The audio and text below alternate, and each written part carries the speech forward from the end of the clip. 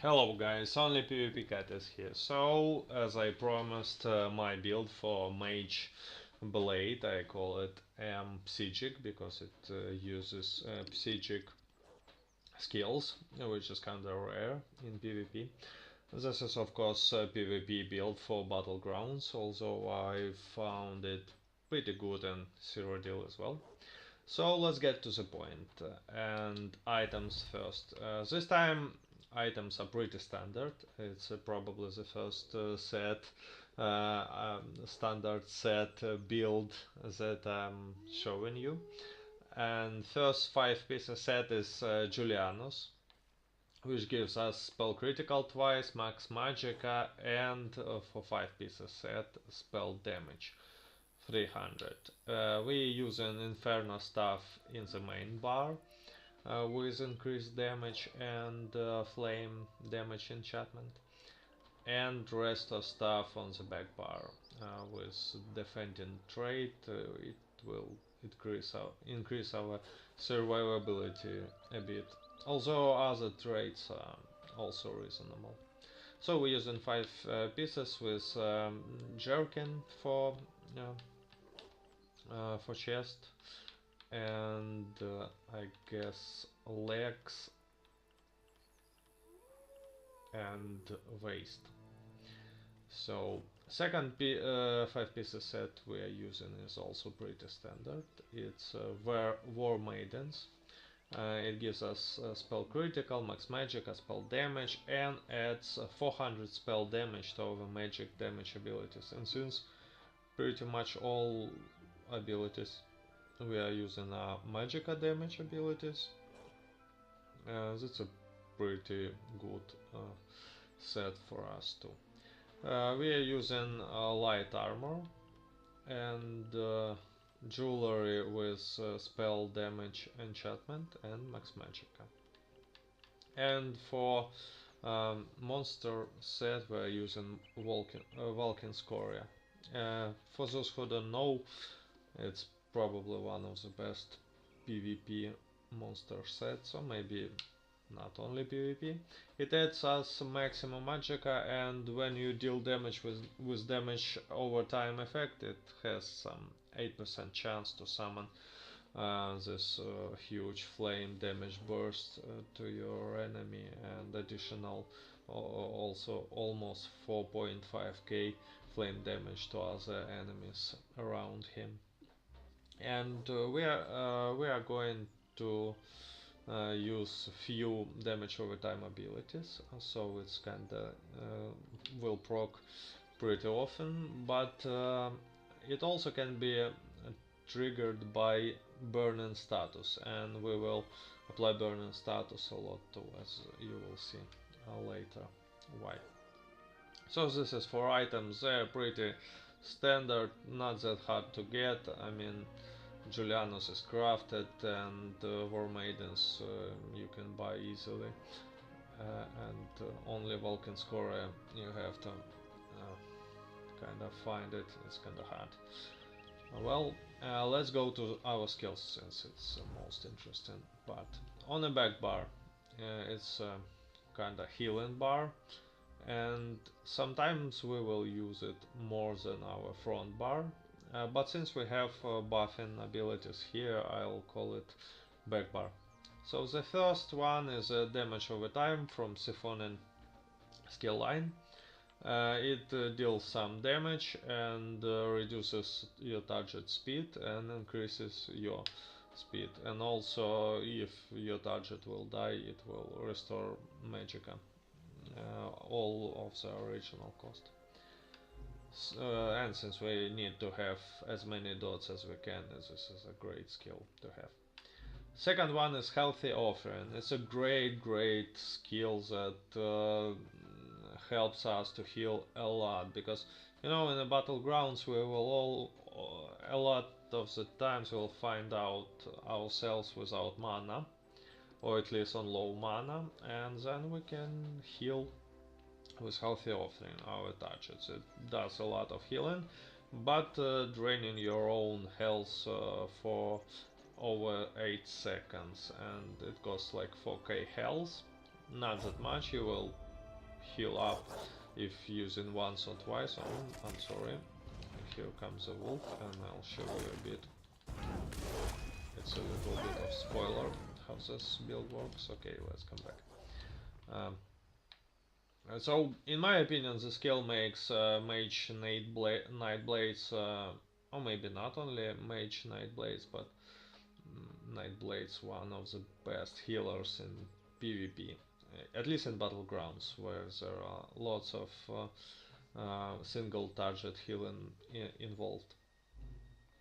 Third one is blue. It's a standard skill to buff up yourself with additional dodge chance, and it helps a lot.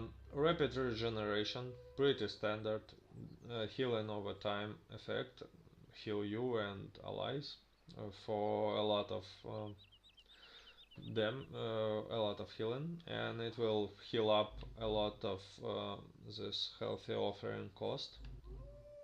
And last one is channeled acceleration. I use this one on my stamina Psijic build, as Psijic as I call it. If you haven't seen it, go on to the description below and check the link, it's also interesting. And it's really good on Nightblades. It gives you minor force, which increases our critical damage by 10%, and we have a lot of critical damage since we are Nightblades, and also gives you for 9 seconds additional movement speed, so you can run not as slow as you will without it, and don't burn your stamina. I found it pretty useful. The last one is Panacea. I haven't maxed it yet, but I will. And you know, it's a great, it's a ulti. It's a great ulti to heal single target. One of the best. So let's switch to our main panel. We have Merciless Resolve. It gives us minor berserk increase in damage by 8% for 20 seconds. But the reason we have it is, of course, when it's active with 5 light or heavy attacks, it gives you free ability, Assassin's Will. It's a great nuke. You will fire to a single shot.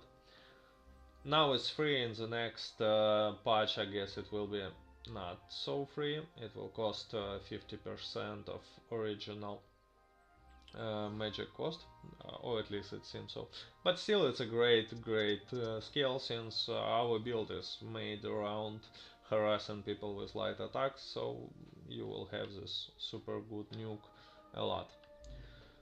Second one is Degeneration. It applies damage over time, which we love. It heals us, and additionally it heals us when we light attacking enemy that have this Degeneration on. And of course the reason why we have it is it gives you major sorcery increase in spell damage by 20%. It's a great way to get more spell damage. And this is a mage's guild skill, as you know, and it's good to have it because let me show you why. Each skill of this mage's guild, I haven't yet maxed it up because I'm playing on Xbox One, as you probably see, and it's not that easy to max up mage's guild there. But on PC, I guess you can more easily max it up to level 10, and then you have some cool benefits, like first one is Magicka Controller. It gives you additional 1% by each Mage's Guild ability slotted, and since we have two on our main panel, and Magicka Recovery and Max Magicka and Magicka Recovery, it's a good one. And of course, Might of the Guild, it will give us our next light attack additional 40% damage granting in power after casting Mage's Guild ability. And since we're gonna cast Degeneration a lot, it's gonna be good for our overall damage. But I haven't maxed it yet, unfortunately, but I hope I will sometime. So With third one, it's Shadow Disguise. It makes you invisible for 3 seconds. Great way to survive in fights. And also gives our next direct damage attack critical strike. And as addition, and probably the main reason why we have it, it gives us major ward and major resolve, increasing spell and physical resistance by 5k for almost 8 seconds, 7.5 to be correct. It's a good way to have this additional armor.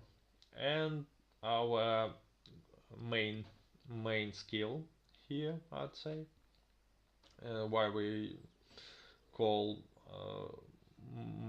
Psijic, why I call this build Psijic, is because of the skill. It's called Elemental Weapon. It's more from Ambuer Weapon skill, and it gives our light attack additional big damage, and also applies Burning, Concussion or Chill elemental status. And we are of course interested in Burning status since it can proc Vulcan Scoria.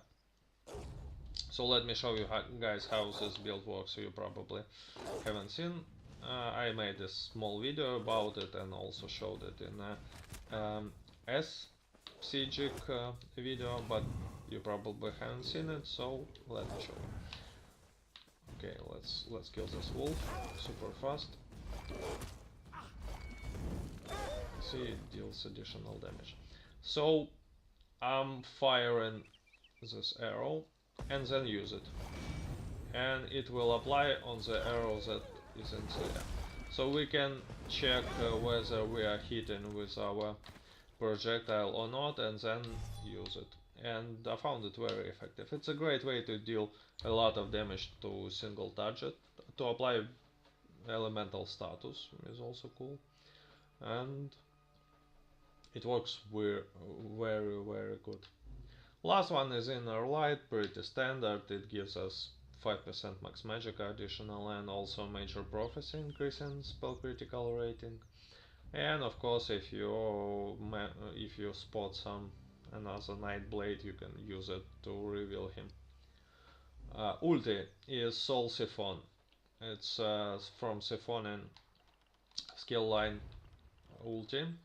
It gives us, since we have it, gives us additional 8% of max magicka because we have Siphoning ability slotted.